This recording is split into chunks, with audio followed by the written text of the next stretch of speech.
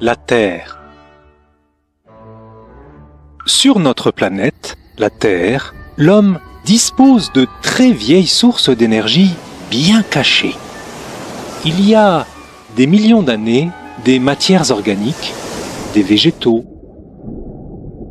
des animaux marins, se sont décomposés au fond des mers. Des millions d'années pour que des matières organiques se transforment en pétrole et en gaz, en énergie fossile. Puis, les arbres des forêts entières se sont décomposés à leur tour, génération après génération. Loin, tout au fond de la Terre, des millions d'années pour que des forêts se transforment en énergie fossile. Oui, des millions d'années pour que naissent le pétrole, le gaz naturel et le charbon. Des énergies qui ne se renouvelleront plus jamais. Depuis peu, l'homme a su trouver au fond de la Terre ces énergies qui ne se renouvellent plus. Voici l'histoire de ces énergies non renouvelables.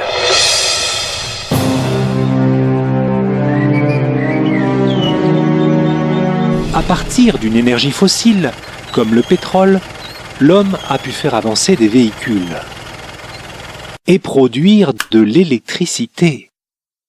C'est vrai, c'est bien pratique. Mais plus on roule en voiture à essence et plus on consomme de pétrole. Mais grâce aux énergies fossiles, l'homme peut surtout alimenter des centrales pour produire de l'électricité. Et l'électricité, tout le monde en a besoin, les usines et les hommes. Les usines sont très gourmandes en électricité. Elles dévorent énormément d'énergie fossile. Du pétrole, miam miam. Du gaz, miam miam. Du charbon, miam miam. Mais voilà, plus les centrales consomment les énergies fossiles, et plus elles rejettent des déchets. Pétrole, gaz, charbon, pollution, pollution, pollution. Alors l'homme, qui n'est pas si bête, s'est dit qu'il fallait trouver autre chose. En utilisant les propriétés d'un minerai rare, mais hélas non renouvelable, l'uranium. Il a réussi à construire des centrales électriques nucléaires qui ne polluent pas. Mais si l'uranium n'est pas une énergie fossile, c'est un minerai dont on ne sait pas vraiment se débarrasser une fois qu'on l'a utilisé. Rendu radioactif après son utilisation, il devient extrêmement dangereux pour l'homme. Brrr.